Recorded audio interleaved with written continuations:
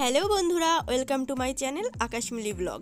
তো অনেক দিন পর একটি ব্লগ ভিডিও নিয়ে চলে এলাম। আজ আমরা গেছিলাম বগুলাতে। তো বগুলাতে আমাদের এই সময় শীতের সময় একটি শ্মশানকালী পুজো হয়। তো এটি খুবই বড় জাঁকজমকপূর্ণ একটি মেলা।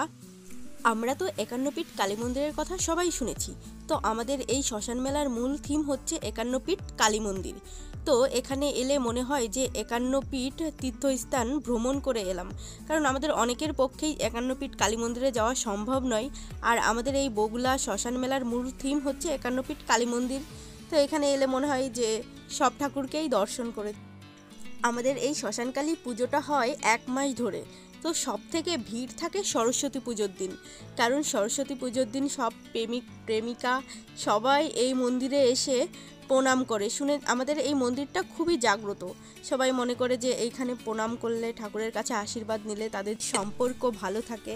জায়গা থেকে অনেক লোক আসে এই শ্মশানকালী পুজোতে। অনেকেই তারা অনেক মানসা করে, তাদের মনোবাসনা পূর্ণ হলে তারা তাদের সাধ্যমতো দান করে।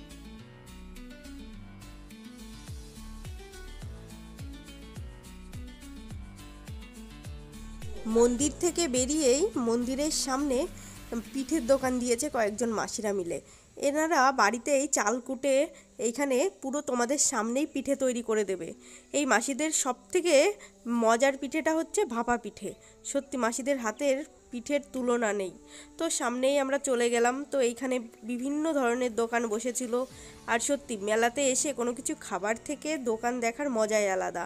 তো আমরা সব দোকান ঘুরে ঘুরে দেখছিলাম যে কোন দোকান থেকে কি কেনা যায়।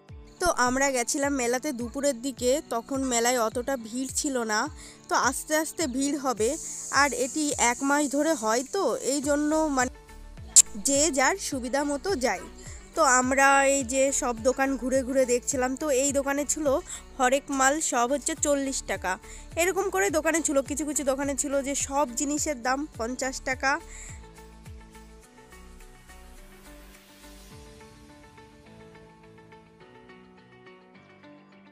তো এইখান থেকে আমরা বাড়ির জন্য বাদাম কিনে নিলাম। এই দোকানের বাদাম সত্যি খুবই ভালো।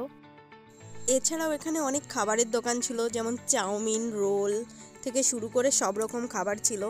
তো এইখানে এই হেয়ার ব্যান্ডগুলো এত সুন্দর লাগছিল কি বলবো।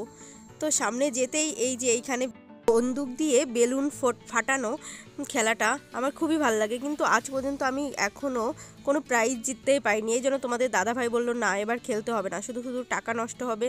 তো এই যে সামনে এই দোকানটাই ছিল সব কিছু ৭ টাকা। তো ৭ টাকা দেখা মাত্রই ভাবলাম যে দেখি কি কি আছে, তেমন হলে কিছু কিনে নিয়ে যাব।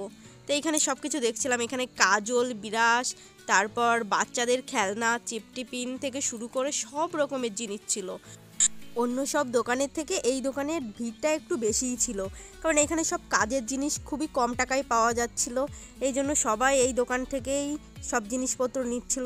এই দোকানে দাঁড়ানোর সুযোগই পাচ্ছিলাম না, কারণ এত ভিড় ছিল কি বলবো।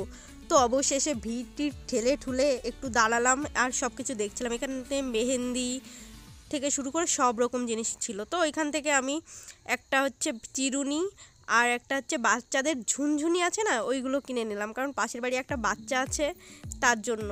তো আর এই যে এই দোকানে দেখছিলাম, এই দোকানে মেয়েদের সব সাজার জিনিস, গলার থেকে শুরু করে কানের, হাতের সব রকম জিনিস ছিল, কিন্তু এই দোকানের দামটা একটু বেশিই চাচ্ছিল। এই জন্য কিছু আর কিনলাম না। তো সামনের দিকে এগিয়ে গেলাম। তো এই দোকানে ছিল সব কাজের জিনিস। এখানে সব ঘরোয়া জিনিস, যে সব জিনিস কাজে লাগে প্রত্যেক দিন রান্নার সময়, সেই সব জিনিস ছিল। এখানে কাচের বাটি থেকে শুরু করে কাপ, বিভিন্ন জিনিস ছিল। এছাড়াও এই যে এইখানে নাগরদোলা ছিল এবং বাচ্চাদের খেলার জিনিস ছিল। তো এই গাড়িগুলো দেখতে খুবই ভালো লাগে, ছোটোবেলায় কত উঠেছি। তো সামনে এগিয়ে যেতেই দেখলাম একটা দিদি এই কানেরগুলো বিক্রি করছে। আর এই যে এই দাদাটা এত সুন্দর সুন্দর কিউট কিউট পুতুল বিক্রি করছিল কি বলবো, খুবই ভালো লাগে এই সফট সফট পুতুলগুলো। তো দেখা হচ্ছে পরবর্তী একটি ব্লগে। তো এই ভিডিওটি ভালো লাগলে সবাই like, comment, share and subscribe করবে। তো টাটা, বাই বাই, সবাই ভালো থাকবে।